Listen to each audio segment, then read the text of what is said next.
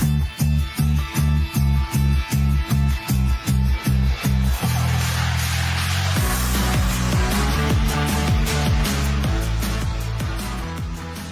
amigos, bienvenidos al canal oficial de la Embajada de Corea en Ecuador. Mi nombre es Michelle y el día de hoy tenemos a dos invitados súper importantes. Ellos son dos becarios del programa GKS del gobierno de Corea del Sur.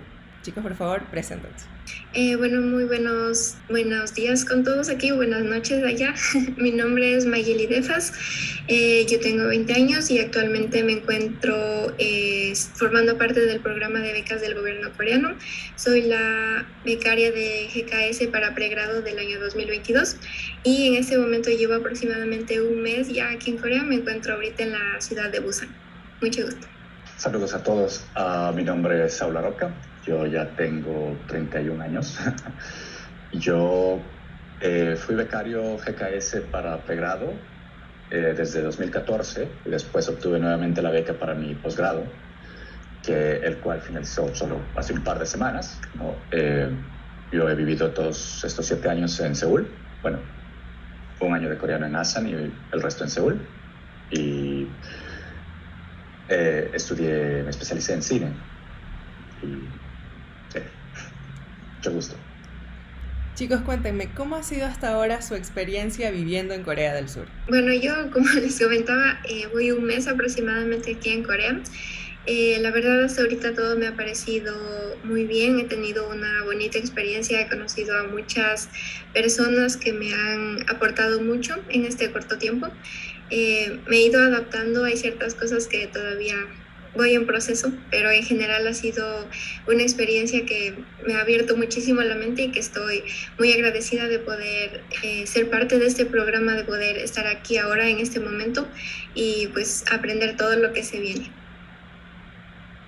Saulo, cuéntanos un poco de tu experiencia, que es un poco más prolongada, ¿no? Sí, es un poco más larga. Pues sí, no, recordando a la primera vez que llegué, entiendo completamente lo que dice Mayeli, ¿no? Uno llega acá y es un cambio bastante grande, ¿no? Yo había estado y vivido por un tiempo en otros países de Asia y afortunadamente, ¿no? Igual becas y programas así.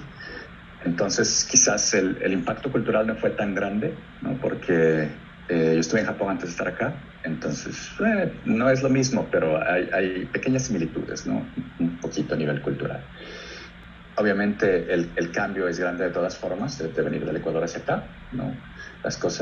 La experiencia ha sido buena hasta ahora. A nivel de mi campo, muy gratificante. Ha habido oportunidades, ha habido gente que he conocido, ha habido gente que ha colaborado conmigo, gente con la que he trabajado, desde mis profesores hasta compañeros, hasta gente que está en el mismo campo. Muy buena gente. Me han recibido con los brazos abiertos, realmente. No puedo quejarme en ese ámbito, ni quisiera. A nivel de la cultura, quizás al principio te toma un poco adaptarte a ciertas partes del sistema, ¿no? Un poquito el idioma primero y después cómo funciona todo a nivel estructural, ¿no? De logística y demás. Pero tienes la seguridad de que te encuentras en un espacio en el que las cosas van a funcionar bien, básicamente.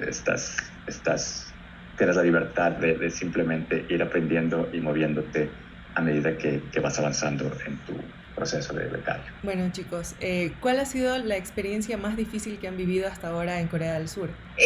Bueno, yo de hecho tengo una experiencia que pasó hace más o menos una semana. Yo llegué hace como 2 semanas aquí a los dormitorios de la universidad y pues me asignaron un cuarto en el que yo tengo que compartir con otra roomie, la cual todavía no llegaba cuando llegué, pero llegó hace una semana, llegó un sábado justo.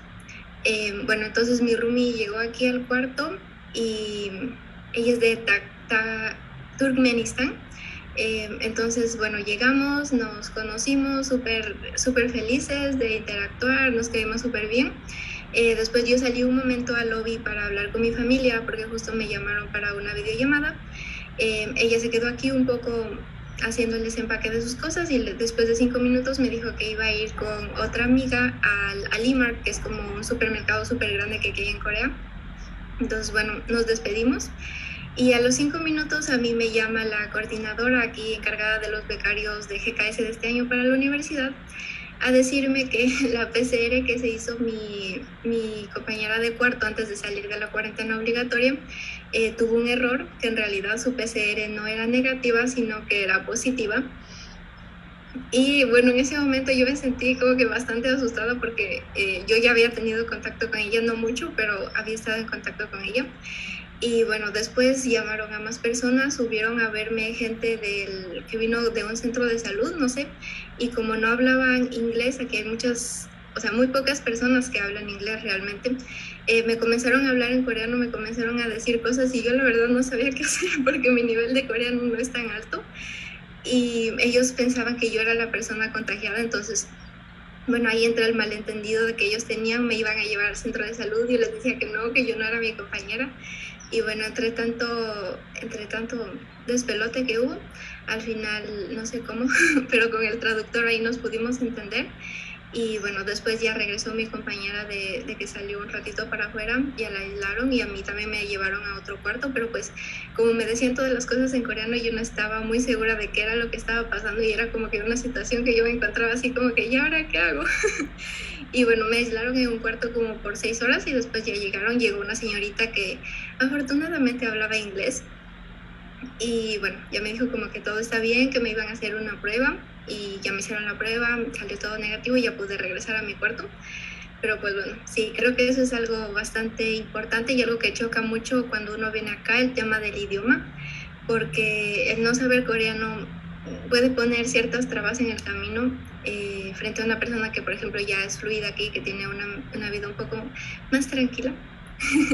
Pues bueno, esa es la experiencia que tengo hasta ahorita, que ha sido un poco la más densa, yo diría. Saulo, por tu parte.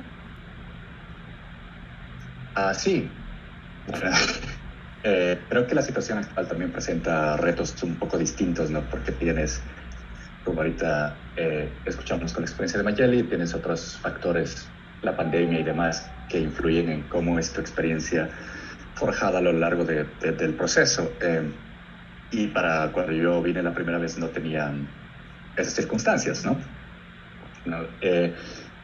Obviamente no por minimizar ninguna experiencia ni nada por el estilo, ¿no? Pero quizás todo el tiempo que uno ya ha pasado acá pone como que las cosas en perspectiva. Uno dice, esto es lo peor que me ha pasado, pero la vida te dice, no. Y 7 años no es largo. Entonces, si soy honesto, no he tenido mayores conflictos aquí en Corea. No sé si he sido bastante afortunado en ese sentido, porque la experiencia por lo general ha sido bastante gratificante. Yo, el primer año yo no me encontraba en una ciudad como Pusan, que es bastante grande, es un puerto, básicamente Guayaquil, pero con playa bonita, pero yo me encontraba en medio de la nada, básicamente un equivalente de estar en medio de la Panamericana, ¿no? Un pueblito que tenía un campus universitario, se llama Asan, y estaba al lado de la carretera, y ya, no había nada más. Cruzando la carretera, la autopista, se encontraba un convenience store, y eso era todo lo que había, ¿no? Lo que tenías dentro del campus y lo demás. Entonces quizás era un poco más complicado porque obviamente tú tenías gente que te asignan de acuerdo a lo que te toque, ¿no? Pero había gente que estaba acá en Seúl, había gente que estaba en otros lugares. Y lo malo de ello quizás fue que estábamos muy aislados, ¿no? O sea, para salir a cualquier lugar, a Seúl, eran 2 horas y media, a otros lugares eran 3 horas, estabas en medio de la nada.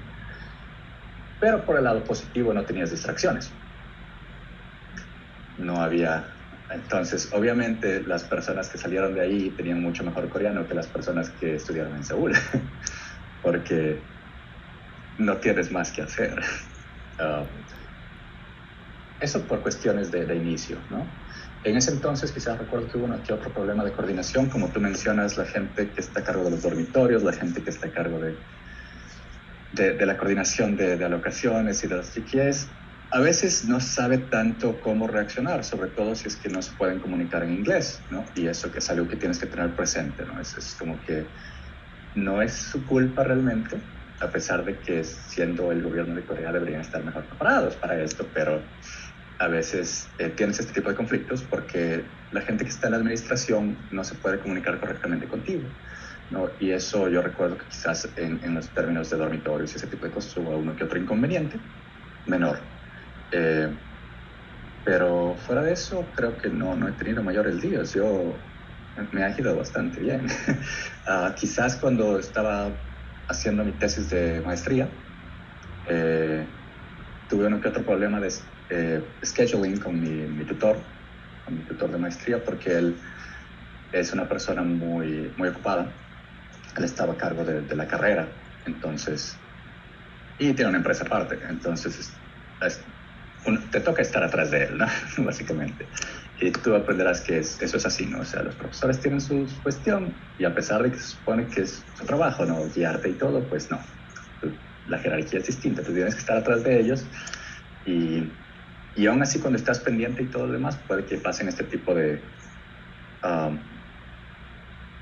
quizás no problemas, sino simplemente cuestiones disparejas en términos de scheduling, ¿no? Entonces a mí me tocó esperar un poco más para poder finalizar toda esa cuestión del trámite de mi tesis, y era simplemente por papeles, nada más, porque estaba escrito y todo. Entonces ese tipo de cosas quizás hay que poner un poco de atención, diría yo, porque en su momento es frustrante, porque dices, son 3 páginas, podría verlo, ya podría estar esto, pero hay que quizás entender un poco que no siempre se puede estar a la par en ese sentido. Fuera de ello, no creo que he tenido experiencias que pueda decir, esto es lo peor que me pasó. No realmente.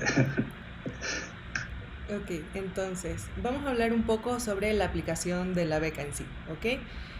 Saulo, ¿qué crees tú que te hizo el candidato ideal para ser seleccionado? Yo pensaría que quizás fueron 2 cosas.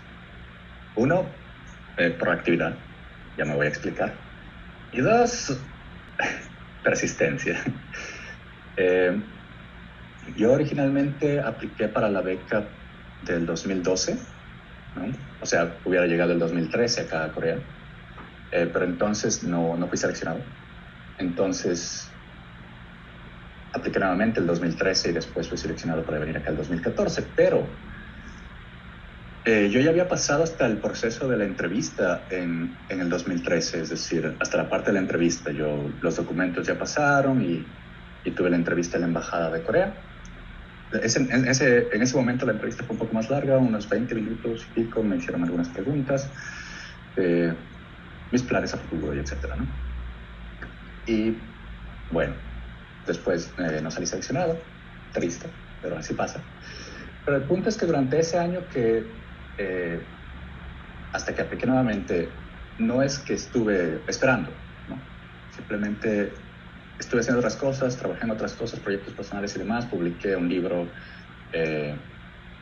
independientemente, y ya tenía los conocimientos de otros idiomas para entonces, pero había estado empezando con coreano también, entonces seguí con eso, ¿no? Y cuando apliqué nuevamente, la entrevista en la embajada duró 2 minutos. La agregada cultural fue como, te conozco, ¿cómo estás? Y básicamente me dijo, ¿qué has hecho? Y ya, eso fue todo. Entonces, en esos 2 sentidos creo que hay veces en que si no resulta la primera, quizás puedes volver a intentarlo, ¿no? O sea, no te des por vencido, no es que se acaba el mundo. Y 2, también, si vas a volver a intentarlo, tienes que quizás tener una cierta demostración de que no solo estuviste esperando, ¿no? O sea, tú realmente, ellos quieren tener gente que sepan que van a completar su programa exitosamente, ¿no? Y aunque ustedes no lo crean, hay muchísima gente que se va, no del Ecuador, pero de los otros países. Por lo general, tú tienes de los 317 becarios que vienen cada año mínimo, se van alrededor de 47, 48, y eso es un número alto. Entonces, si tú lo piensas desde el punto de vista del gobierno coreano, es dinero que no vas a recuperar. Tú, como KSP, tienes la obligación de retornar todo lo que te han dado a nivel económico si te vas antes de los 3 meses.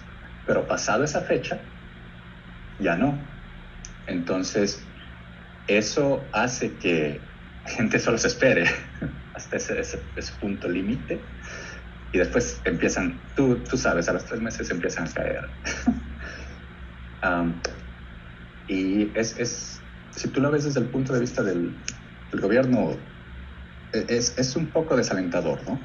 Porque si tú, a nivel de números nomás, estás hablando de aproximadamente $700,000, o sea, y pierdes cada vez más. Entonces, ¿cómo? Y esos son dineros que vienen, es dinero que viene de los impuestos de la gente de acá, ¿no? Entonces, ¿cómo le justificas eso a la entidad pública? Entonces, quieren estar seguros de que tú no vas a hacer eso, de que tú estás comprometido con lo que quieres y sabes lo que quieres y vas a hacer. Por lo tanto, ok, no te seleccionaron el primer año. Hay veces en que yo creo así, en chiquis, como diría la gente, que no lo hacen para ver quién aplica de nuevo y si en serio lo quieren, ¿no? Dicen, no, entonces el próximo año vuelves a aplicar seguros de que tú estás comprometido. Entonces ese año que has estado esperando, no has estado esperando, has estado aprendiendo coreano, has estado haciendo otras cosas, has estado demostrando que tienes la capacidad de trabajar en lo que tú quieres hacer, ¿no? Creo que eso marca una diferencia grande cuando tú si aplicas por segunda vez, lo haces de nuevo, ¿no? En mi experiencia, como digo, solo puedo hablarlo así porque lo hice 2 veces. Hay veces que te seleccionan a la primera y no quisiera decir que hay un sesgo, pero sí existe una prioridad pública, y es que si tú estás en campos que tienen que ver con ciencia, tecnología o ingeniería, tienes preferencias. Entonces, hay veces en que la gente que aplica esos campos, sí, puede que te salga la primera, está bien, ¿no? Conozco otra gente muy capaz, becarios que vinieron del Ecuador, que estaban en esos campos, pero les tocó aplicar 2, 3 veces. Y aún así, ¿no? Depende de cómo ven el perfil. Entonces, acortando el asunto, se aplica, si no te sale, y vuelves a aplicar, demuestra que estás comprometido en hacer lo que tú quieres hacer, ¿no? O sea, que tienes un frente, un norte delineado, y que has estado trabajando ese año para ello, en lugar de solo esperar. Mayeli, cuéntanos cómo fue tu experiencia con la aplicación. ¿Cuáles tú crees que son esos puntos decisivos para ser seleccionados para la beca? Bueno, creo que concuerdo totalmente con lo que menciona Saulo. En mi caso, yo también apliqué por segunda vez el año pasado y fui seleccionada para venir aquí este año. Y creo que la aplicación en sí es bastante integral. Se toman en cuenta muchas cosas, ensayos, entrevistas, calificaciones, todo tiene como que cierto peso en la aplicación, pero creo que algo que le da mucho plus a la aplicación de una persona frente a otra es que hasta qué punto uno pueda reflejar las capacidades que uno tiene como persona para poder triunfar aquí en Corea en la aplicación que uno hace. Hay situaciones aquí que van a ser como que complicadas y que, como Saulo menciona, uno debe estar totalmente convencido de que esto es lo que uno quiere, porque esa es la manera en la que uno va a triunfar aquí. Solo va a depender de qué tanto esfuerzo uno le ponga aquí. Y pues yo también, cuando apliqué para la segunda vez, me pasé todo el año entero yendo a cursos, a actividades extracurriculares, preparándome más en los idiomas y pues demostrando que esto es algo que yo realmente quiero, que estoy convencida que yo quiero hacer, que es algo que me apasiona, que es algo que no vino de una decisión que fue tomada así de un momento para otro, sino que es algo que pues ya se ha venido pensando y que uno tiene un plan bastante estructurado, porque también se tienen que cumplir ciertos objetivos, ciertos requisitos aquí. Se tiene que cumplir 1 año de idioma, posteriormente se tiene que realizar toda una carrera en una universidad distinta, en un idioma distinto, en un país distinto, y pues creo que demostrar que uno tiene las habilidades necesarias para eso es algo que cuenta muchísimo a la manera en el momento de aplicar. El proceso de selección se ha vuelto un poquito más, no diría complicado, pero tiene variables nuevas. y en el sentido en el que tiene que ver con cómo Corea se ha manifestado a nivel global en estos últimos años, ¿no? El Hallyu y toda la cuestión ha traído a mucha gente, ¿no? Por el buen lado, le da soft power y le da una imagen más grande a Corea, ¿no? Tienes una cuestión a nivel de entertainment y a nivel de industria muy bien reflejada a nivel global, pero también eso ha generado que obviamente este tipo de programas reciban otras aplicaciones de muchísima gente que se ha estado expuesta a este tipo de cultura, o bueno, a este tipo de productos, exportaciones culturales de Corea. Entonces, ahora yo veo que el proceso refleja un poco más ver quién tiene en serio una meta a nivel académico y quién no ha pensado del todo y simplemente ha sido expuesto a esto, ¿no? Entonces, han quizás vuelto un poco más selectivos en ese sentido, porque necesita saber quién, como digo, ¿no? Como dijo Mayeli, quién va realmente a lograrlo completar. Hablando sobre esto, cuéntenme, en sus casos, ¿cómo fueron las carreras? ¿Las recibieron en inglés o en coreano? La carrera en mi caso fue completamente en coreano. Toda la carrera fue en coreano, mi masterado también fue en coreano. Sin embargo, pude escribir mi tesis de posgrado en inglés. Para pregrado, como yo soy un campo que no tiene tesis en pregrado, sino un proyecto de graduación, entonces no fue tan complicado porque es una práctica, ¿no? Haces un cortometraje, haces un proyecto que sea presentable a nivel de... En el caso de la universidad en la que yo estuve, teníamos un festival de graduación donde proyectaban en el cine que tienen en la universidad todos los proyectos de los que se iban a graduar. La carrera fue en coreano en general. Hay clases, depende de las universidades, depende de la carrera. Hay casos en los que te tocará más en inglés, hay casos en los que no. En mi caso había clases específicas que tenían que ser dadas en inglés, ¿no? Y los profesores lo hacían así, ¿no? No siempre lo van a cumplir, ¿no? Eso ya depende del profesor y cómo maneje sus cosas. A veces había casos de los que yo escuché que bueno, era un KHSP extranjero en una clase de puros coreanos. Entonces eran 31, así que el profesor simplemente daba la clase en coreano, a pesar de que en el currículum estaba establecido que tenía que ser en inglés, ¿no? Y había casos opuestos en los que el profesor no le importaba y daba la clase en inglés. Los 30 coreanos no entendían, pero el KHSP sí. Pero era lo correcto, porque el profesor básicamente estaba haciendo lo que había propuesto a nivel académico, ¿no? Y creo que también llega a cómo tú... Esto suena mal, ¿no? Pero tienes que aprender a jugar el sistema, ¿ya? Cómo tú tomas créditos, qué materias tomas, de qué forma en qué horario y de qué forma las estructuras, a veces te ayuda a que tengas una carga menor en ese sentido. Y quizás eso te tocará ver ya cuando tú te encuentres en tu carrera, en tu universidad, y veas los requisitos. Hay gente que le sale mucho más sencillo. Por ejemplo, KHSPs de Ecuador, pues, que estuvieron aquí antes en mi universidad al menos, pero en otra carrera, en la carrera de ingeniería ambiental, pues no, para graduarse solo tuvieron un examen, no tuvieron una tesis, no tuvieron un proyecto, nada, solo dieron un examen de inglés. Entonces, no sabes cómo te va a tocar con los requisitos, pero tienes que adaptarse. Hay veces en que, sobre todo si son ramas que tienen una influencia muy grande de cuestiones a nivel de la academia global, es probable que te toquen inglés. Ciencias, física, algunas ingenierías, porque mucho del material viene de afuera también, ¿no? En eso no hay problema. Pero si vas a una cosa un poco más social, literatura, lenguas o a menos que estés estudiando inglés en Corea por alguna razón, y artes, pues te vas a encontrar con que te toca estudiar en coreano completamente.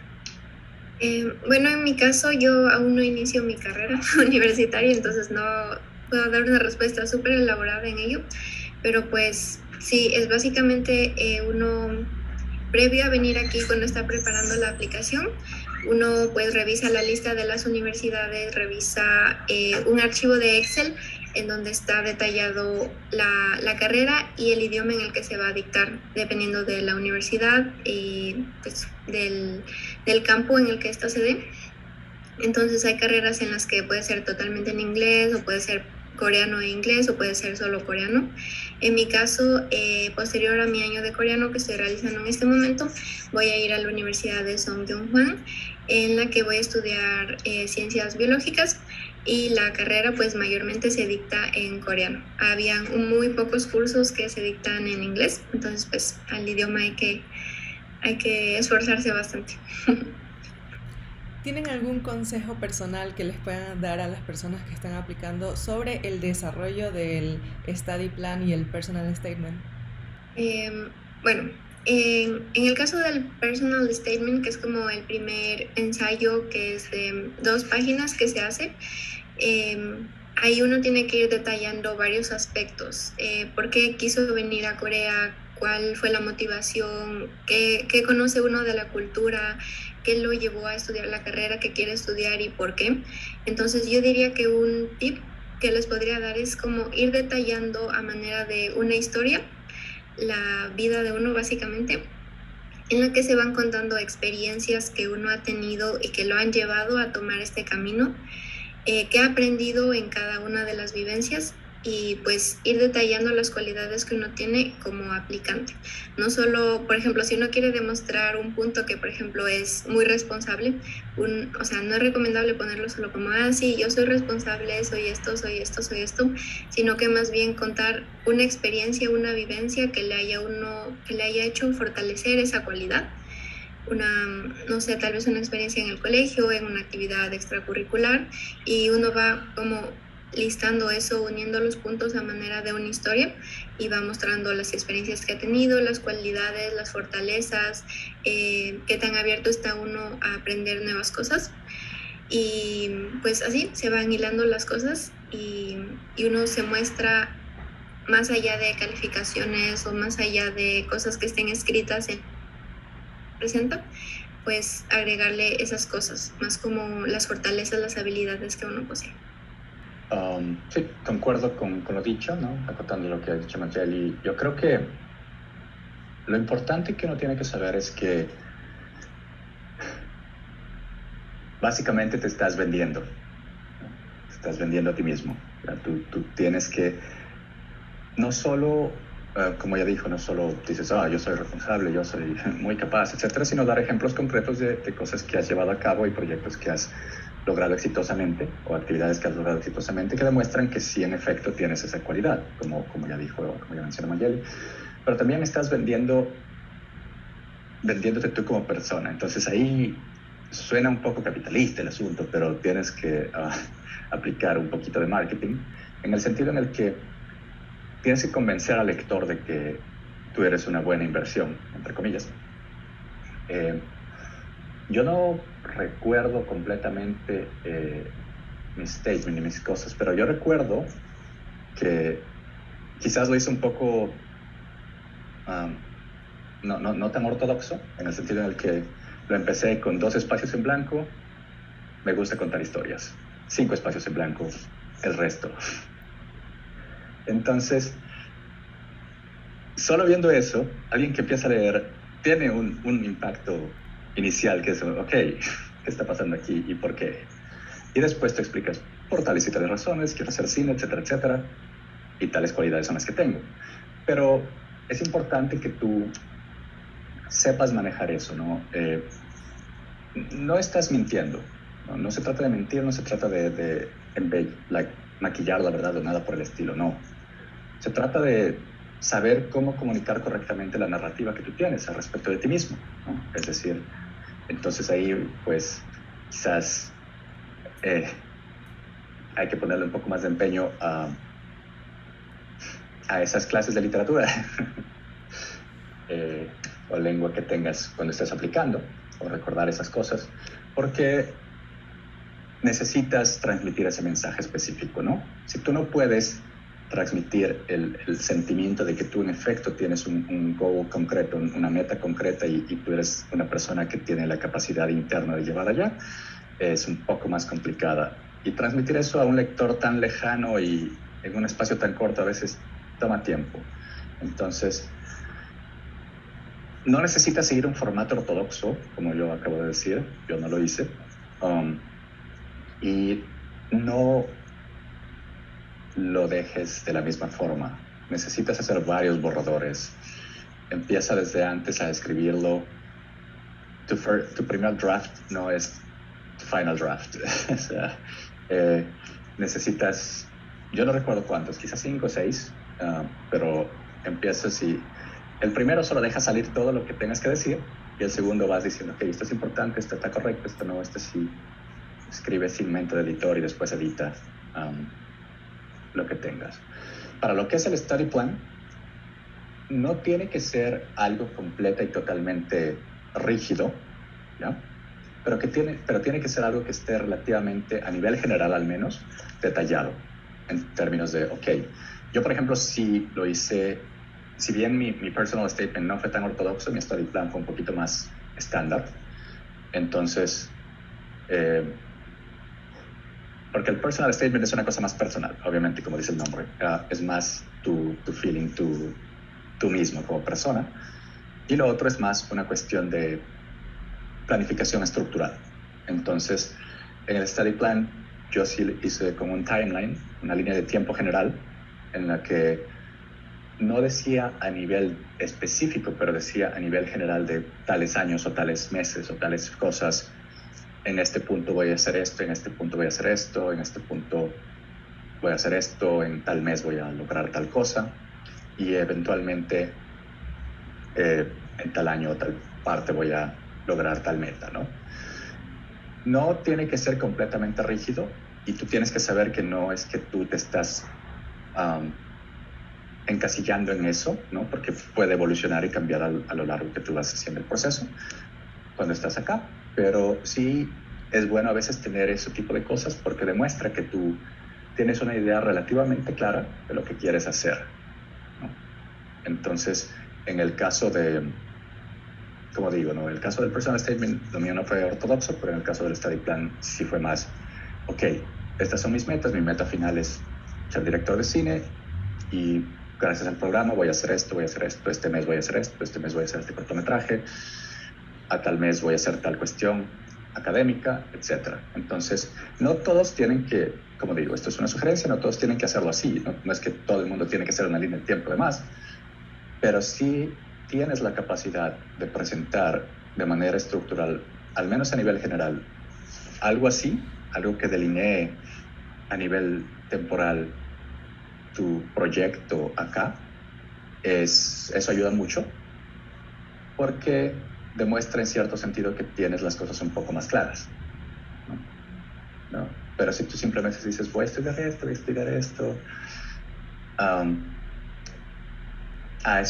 eso le da a los lectores un poquito de ansiedad, diría yo, ¿no? Entonces, si bien puedes quizás ser un poco más literario en lo que es personal statement, en el study plan, sea un poco más concreto, ¿no? Trata de decir tiempos y cosas a nivel general. No sabes lo que va a pasar en tu vida, pero sabes lo que quieres lograr. Muchas gracias a Saulo y Mayeli por contestar todas nuestras preguntas y si tienen más dudas pueden dejarlas abajo en los comentarios.